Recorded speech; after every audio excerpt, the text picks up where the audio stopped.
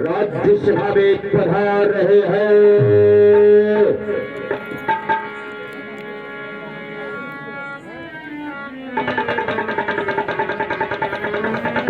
मिथिलापति विद्याराज जनक की, मिथिलापति विद्याराज जनक की। महाराज के जियो की जय जयकार हो। महाराज के चरणों में इस सेवक का प्रणाम सदर स्वीकार हो। करुणा भाई सदा प्रसन्न हो प्यारे सत्सेवक। सर्वप्रथम मेरे राज्य के समाचार क्या है? मेरे चलाए गए नियम, धर्मशाला, पाठशाला, गौशाला, मिथिलापुर के समस्त प्रजा प्रवासी कुशल मंगल है या नहीं? करुणा भाई, आपके इस मिथिला नगरी में आपके चलाए गए नियमों के अनुसार सभी प्रजा कुशल मंगलमय है ना? आप किसी प्रकार की चिंता न करें। आपकी प्रजाओं में आनंद ही आनंद है स्वामी। क्या नहीं प्यारे सत्सेवक, आप जैसे सत्सेवक मंत्री खजांत्री सेनापति के होते हुए इस मिथिलापुर में कौन सी कमी हो सकती है? क्यों नहीं महाराज,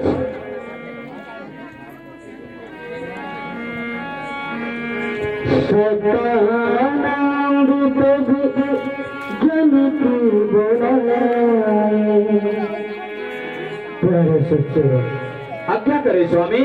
आप कृपा करके जाए और सदानंद महाराज जी को मेरे राज्य सभा तक लाने की कृपा करें।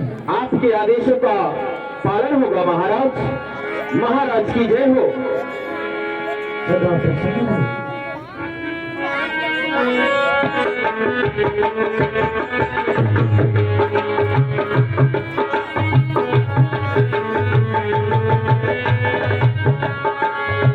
महाराज, विप्र गुरुदेव सदानंद महाराज जी राज्यसभा में पधार रहे हैं।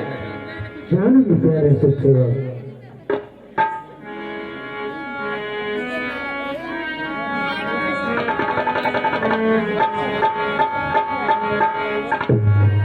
अखंड मंगलाकारं व्याप्तनेन चराचरं तत्पदं दर्शितमेन तस्मै श्री गुरुवे नमः। सदानंद महाराज जी के सादर चरणों में विद्याराज जनक का प्रणाम स्वीकार हो गुरुदेव। आयुष्मान हो राजा।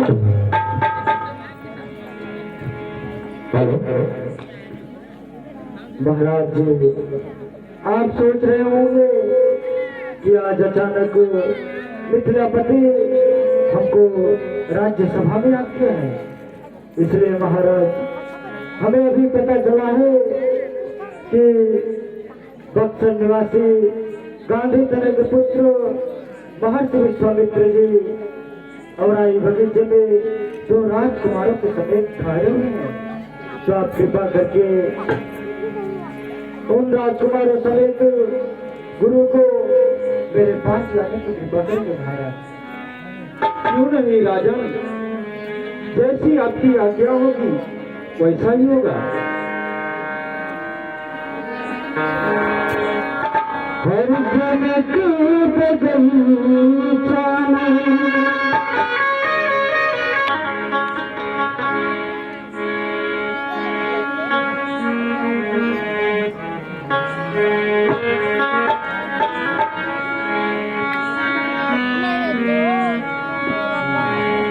बेटा राम और लक्ष्मण सतानंद महाराज को प्रणाम करें।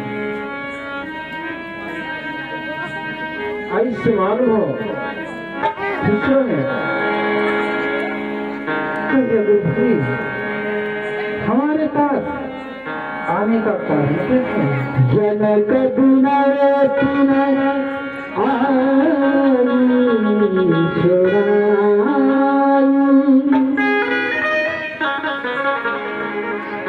गुरु भाई, कहो गुरु भाई। महाराज जनक जी,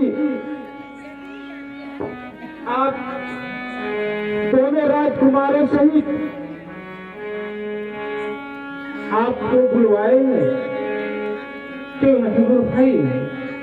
यदि महाराज जनक अपने राज्य दरबार से बुलाए हैं तो हम अपने दोनों शिष्यों के साथ चलने के लिए तैयार हैं। हर जनक गुनाए तेरे आए सुनाई,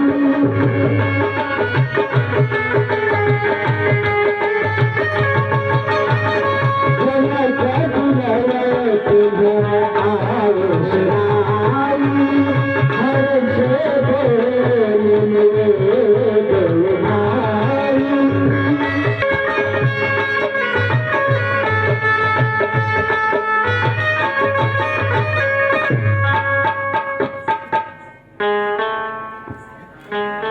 बोले ब्रह्मा गुरुर्विष्णु गुरुर्देवो महेश्वरः गुरुर साक्षात परम ब्रह्म येन तस्मै श्री गुरुवे नमः।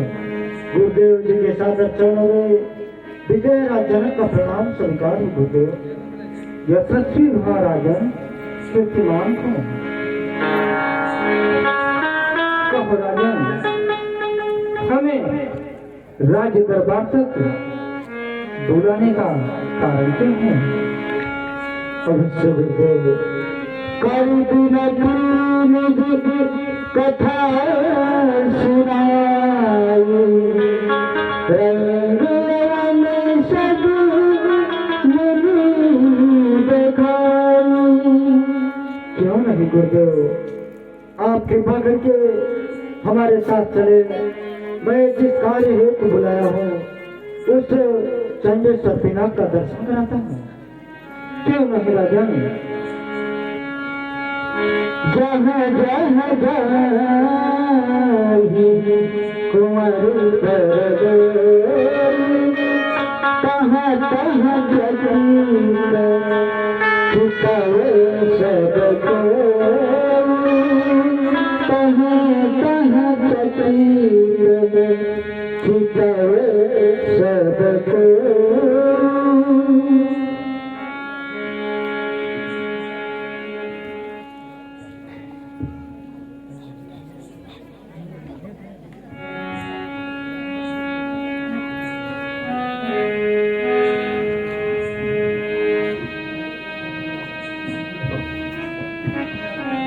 कहो राजन,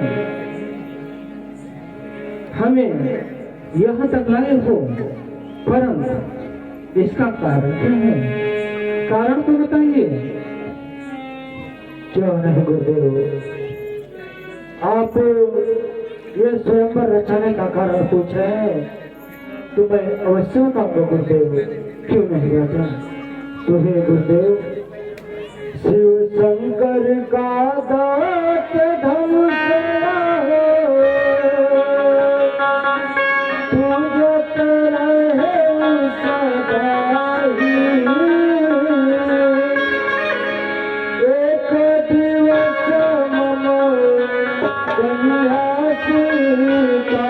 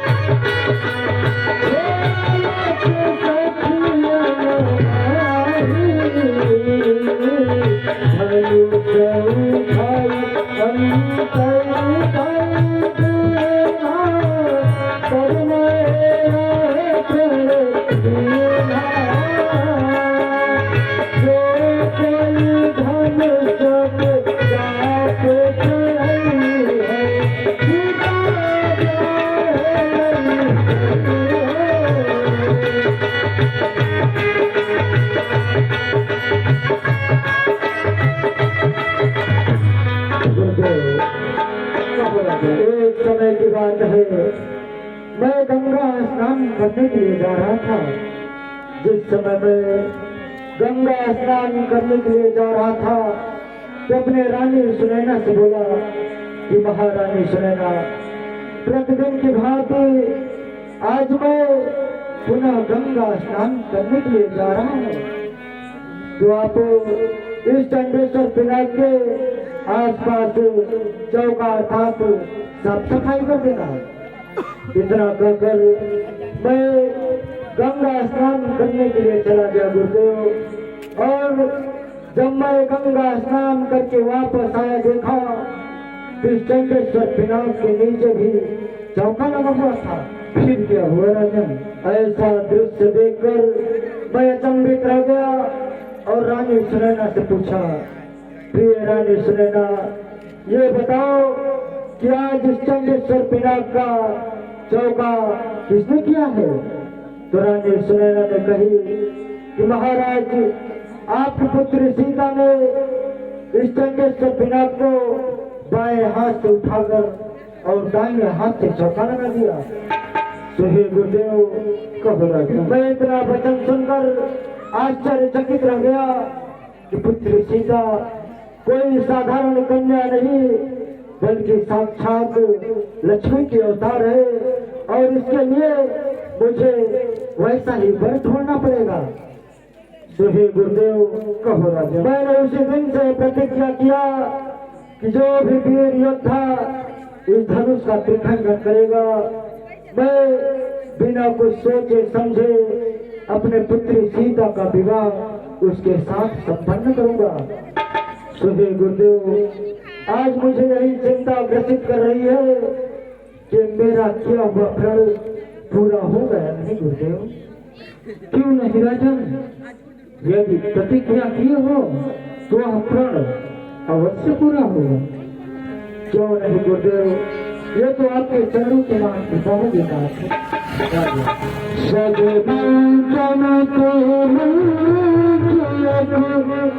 सुंदर विशुद्ध विशाल मुनिशन तदुरंगी तह बैठा प्यारे सुखसेवक, इस राज्य सभा में जो मंच सभी मंचों से ऊंचा मंच है, उस पे विश्वामित्र समेत दोनों राजकुमारों को बैठाया जाए।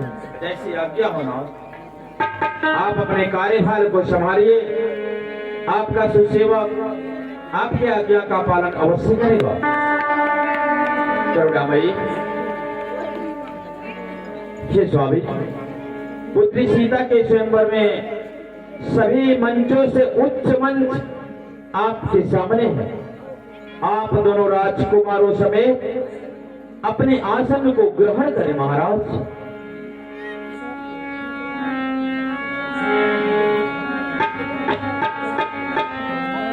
बोले बंदी बचन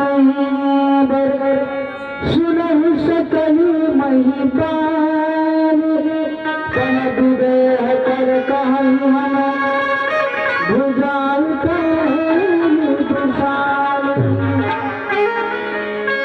प्यारे सुखसेवक, आज्ञा करें महाराज।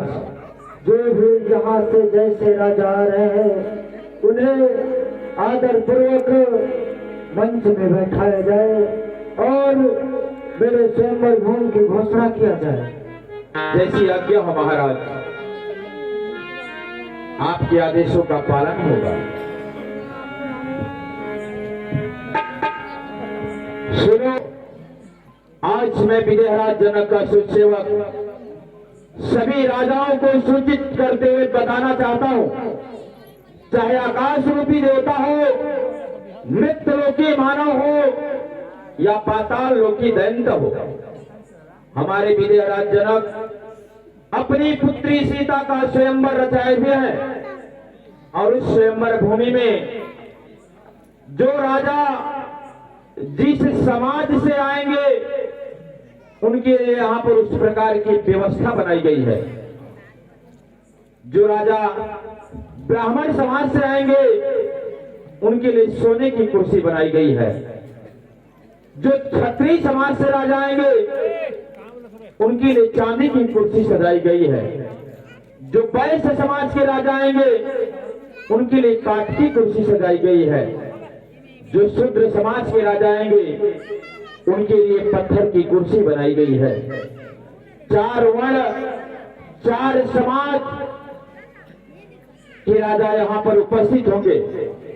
ब्राह्मण, क्षत्रिय, वैश्य, शूद्र, आपको 4 प्रकार की यहाँ पर व्यवस्था बनाई गई है। और हमारे विजयराज जनक का प्रतिज्ञा है, यह संकल्प है कि जो राजा अपनी भुजाओं की ताकत से इस शिव जी के धनुष को तोड़ देगा, उसके साथ पुत्री सीता का विवाह कर दिया जाएगा। चाहे राजा किसी भी समाज का हो, ब्राह्मण हो, क्षत्रिय हो, वैश्य हो या शूद्र हो, यदि वो राजा अपनी भुजाओं की ताकत से धनुष को तोड़ता है, उसके साथ पुत्री सीता का विवाह किया जाएगा। और आज कोमेर में भी जितने राजा हैं सब आमंत्रित है, यहाँ अपने अपने बल की आजमाइश कर सकते हैं। लेकिन जो उदंडता पेश आएगा, यहाँ से बाहर निकाल दिया जाएगा। इसलिए आप लोग शांति का परिचय बनाते हुए अपने अपने बल की आजमाइश करेंगे। ध्यान दीजिए, देश देशांतर के राजागण आप सभी के बीच में आ रहे हैं। असुर सम्राट राजा रावण जैसे भृगुपति राजा आप लोगों के संबंध में अपने अपने बल की आजमाइश करने के लिए सीता के स्वयंवर में आ रहे हैं। धन्यवाद। जय जय श्री राम।